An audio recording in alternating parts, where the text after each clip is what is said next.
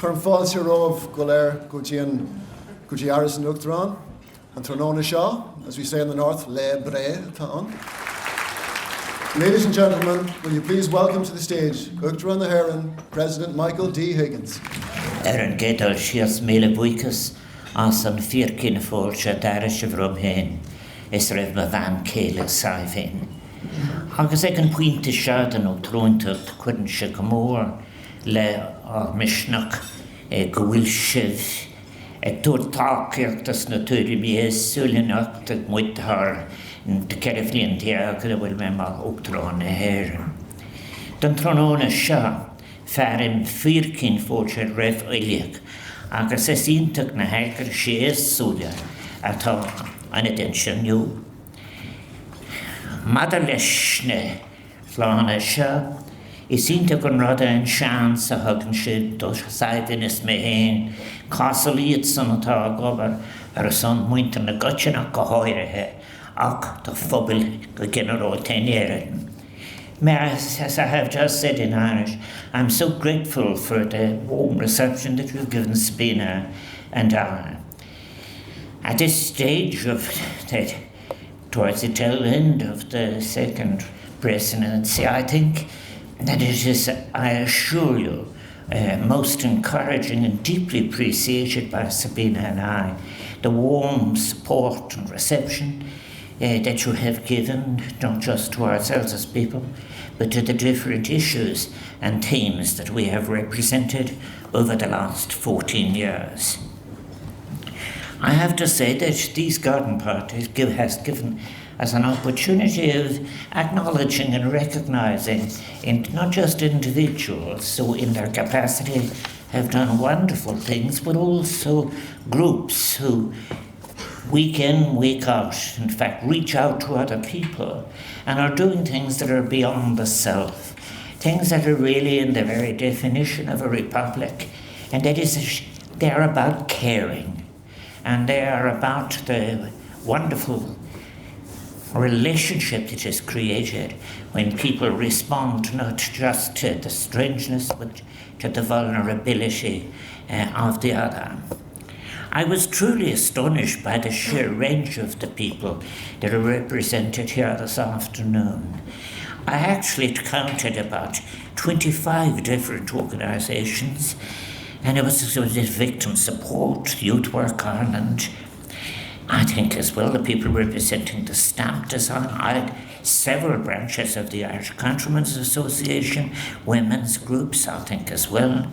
I think the Cultus Cultóiríoireann, Míle Buicas, School Sidan, and then the credit union movement, community schools, Enable, Feroga, Gaisce, the mummers from well, the Girl Guides, and also the secondary schools union, the Wheelchair Association, Special Olympics, Family Resources, the Alzheimer's Association, traditional lace makers, the Immigrant Council of Ireland, retired teachers, I think as well many the wonderful women from the linen makers and the Liberties, the Honeybee Society, human rights, ecological organisations, and many more. If I have left anyone out, it was only because I was rushing fast.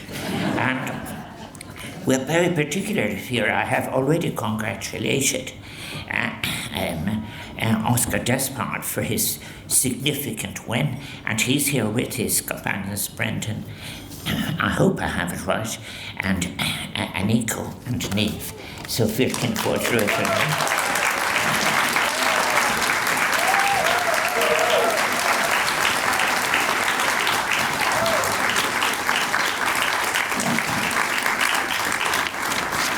They are examples to us all about fast answers under the greatest of pressure. Apart altogether from the great advantages of having a broad background in learning, for which is to be so congratulated. I think that when we started out 14 years ago, Sabina and I took a decision early that one of the first projects I would promote was a project that really was called Being Young. I had originally called Being Young and Irish, and I'd changed it to Being Young in Ireland, because there were many people who were in a transition to citizenship. And I'm so pleased tonight. We have here represented the National Youth Council of Ireland, Gaisce, the National Association for Youth Drama, the Irish Wheelchairs Association, the Immigrant Council I've mentioned already. But I had an interesting experience very early on in that first presidency. We conducted more than 200 in-depth interviews, asking people what they found good about Ireland, what they hoped for in the future, and so forth. And one thing that came out of it is that the top 5 issues had all to do with equality. And it was extraordinary how, in fact, I remember listening to, because I'd listened to interviews with some young people even in prison. And what was fascinating, it was a great source of hope that all of these young people were, in fact, very much interested, without being into the specific, on equality. They were interested in gender equality, the elimination of any class obstacles. They were interested in so many different things. And also they had an immense support, something that I've noted over the 14 years. They were the strongest generation in favour of, for example, the Irish language. And as there's something for which Tris Liamlo, Martha Gahinta, Áras, Madala Tauki, and Chang and Fain, Ben with Áras. They also were very interested, and I was starting off, remember, and I was quite a distance in age from them, but they were very interested in every aspect of human rights. When I called that Being Young and in Ireland, and then we had the regional workshops, and all of these points that had come out in the surveys were repeated. And again, then we had a question that we weren't just involved in an exercise of listening. I had suggested that there should be projects of participation and transformation, and they had addressed that, be it in relation to any of obstacles that need not be there, but other obstacles towards the full participation in decisions about your society. And they were all in the forefront of looking for a new balance between ecology, economics, and justice. This has, I'm afraid, become painful for me in another way, because while that is there, and in Ireland we have such an important core of young people proportionately, that in the world that there is every evidence of a capacity of people to want to live and express their humanity, and of great distances having been established between that and those who hold power. I think anymore, it'll tell me where I am now, after the 14 years. I don't use languages anymore by saying times are challenging. Why? Because I find that language evasive, actually. The truth is, we're living through a time where power is being abused. We're living between a time where there is a massive regression in relation to values and in relation to other things. It's very interesting. I never thought that after 13 years giving speeches that I would be speaking about species failure. But looking across all of the forms of life on our planet in many ways, to think that the species that is the human species, claiming the power of reflection, rationality, and has such a long tradition of different spiritualities and philosophy, that in fact we have not been able to talk about anything else other than being destructive towards each other. And we're in one of those moments at the present time. I will have other opportunities.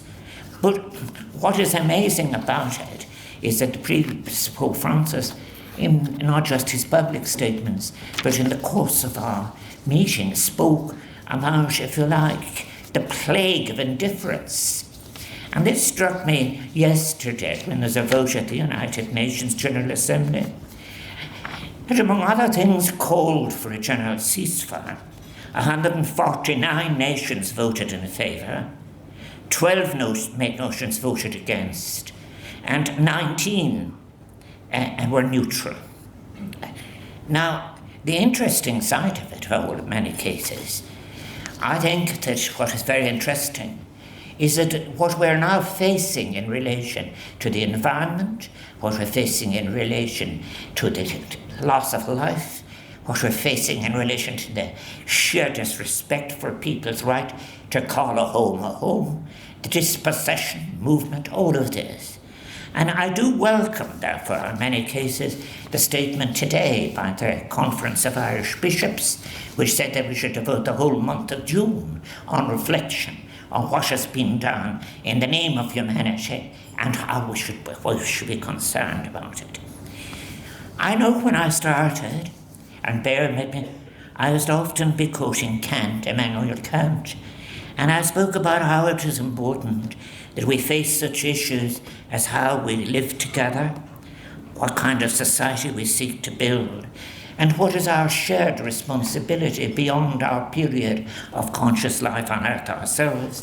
What do we owe, in other words, a precious, vulnerable planet and those who are to come? And these are questions that take on a particular resonance if you call yourself a republic. You must be willing to answer them with wisdom and justice, and in a partnership with all the generations, recognizing what a shared citizenship, and not just in a national sense, but on our vulnerable planet means. I think, therefore, what I say then is, to all of those organizations that I have listed, I thank you for the solidarity that is indicated in it. And for those, and especially, I think, for those who are using their gifts of intellectual capacity for the benefit of others, I pay tribute to you for that. 1/3 of our population is under 24. And I don't say anymore that this is challenging time. No, I think that there is a project that is clear as day. You must recover human rights. You must recover the debate about economics. You must hold on to what has been gained and look for the Sustainable Development Goals, achieving a balance between ecology, justice, and just simply security on the basis of life. Whether we are talking about Gaza, we're talking about Yemen, Sudan, Myanmar, and other places, I think that the bishops in their statement today made reference to the idea of hunger being an instrument which must never be. I think that in schools and universities and youth organizations, within the youth wings of trade unions and those who are demanding peace and justice and the upholding of international law and humanitarian principles. I was born in 1941 as the Second World War, and the United Nations came into being with the promise of peace. And we are now, as I speak to you now, in the suggestion, being asked to swallow the suggestion that the only way of achieving peace is through war. I entirely reject that. I think it is one of the greatest failures in human thought. It is also something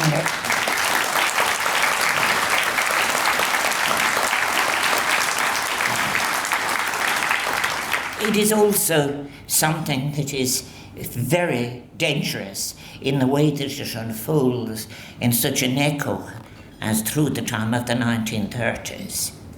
The idea that, for example, the interference with academic freedom in universities. As a graduate of an American university myself, I'm glad that the university from which I have received a degree is one that is not capitulating just at the moment to the demand that they remove from their charter any reference to diversity, equality, or inclusion.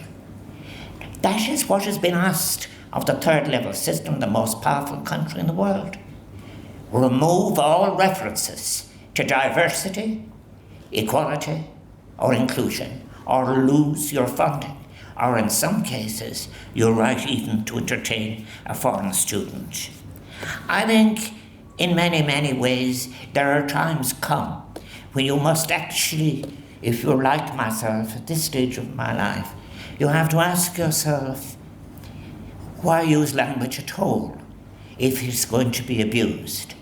I have to confess to you that I'm experiencing great difficulty speaking at the present time when I see language being so abused by some of the most powerful people in the world.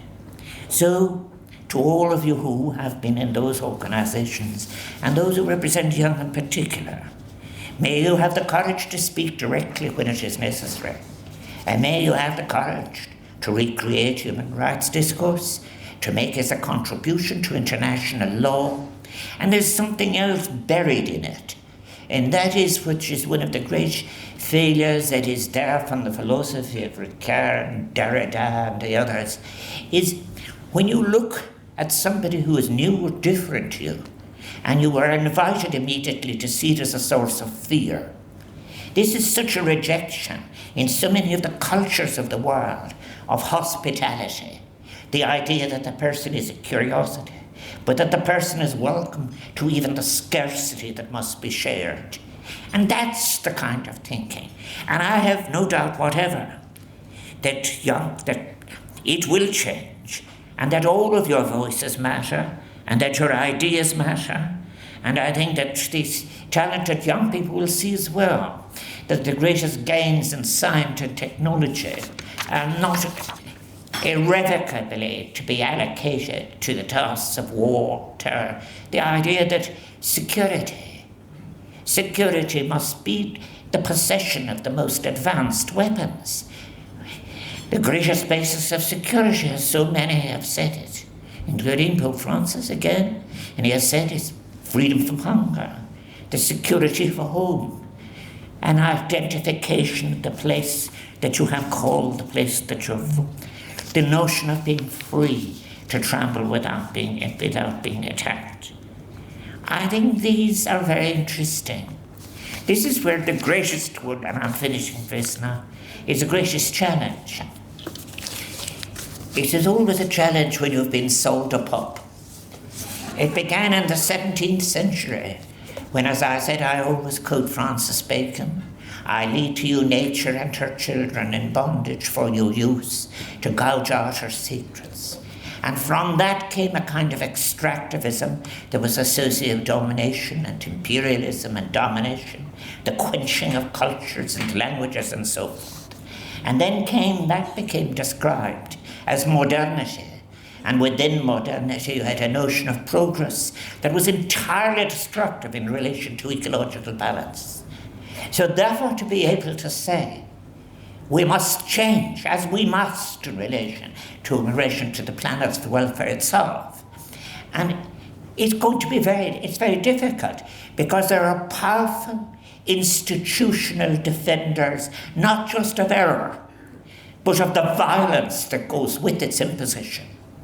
And I hope these are the kind of things. Sometimes people said to me, all those speeches you give, President, and the rest of it, I think that inclusive and ethical societies grow from communities, that all of you have been making contributions to communities. And you know what it is to be able to look at the other person and to be able to smile and say, we're in this together, whatever our circumstances. And I want to recognize and acknowledge the dedication and commitment of educators and mentors and artists, youth workers, advocates, community volunteers. So many of you are represented here today, and you are so representative of a generous spirit of humanity. And just think, isn't it interesting? They're always, it is the artists very often, the poets and those who compose music and others. They hear the sound not just of what has been gone, but the sound of what is threatening and the music that is coming. But I know that you have a great example of it in John Kelly in many ways, about the new music that is needed in the world, about we need to listen to each other without seeing distances of race and inequality and gender and others. I have been in the areas of conflict to which I have made reference maybe 7 or 8 times in my life. And to hear people being unable to call the other person by their appropriate name gives an idea of the distance that has to be travelled. But it's a distance that has to be travelled. So I just want to say, all of this is achievable. Our present rhetoric of war, militarism, is not inevitable. And we need an alternative, and the alternative can be put in place. This afternoon,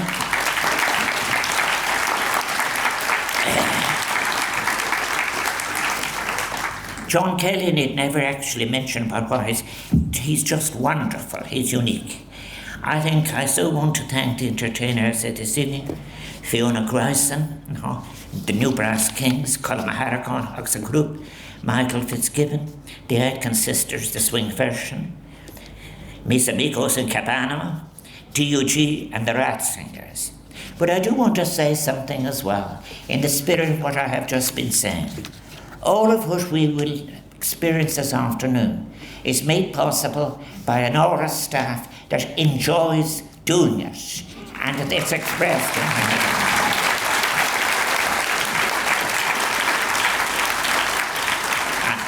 I want to thank the representatives of John O'Cause, their volunteers, on Garda Síochána, the First Aiders, the Office of Public Works that makes so much possible and are responsible for the good acoustics.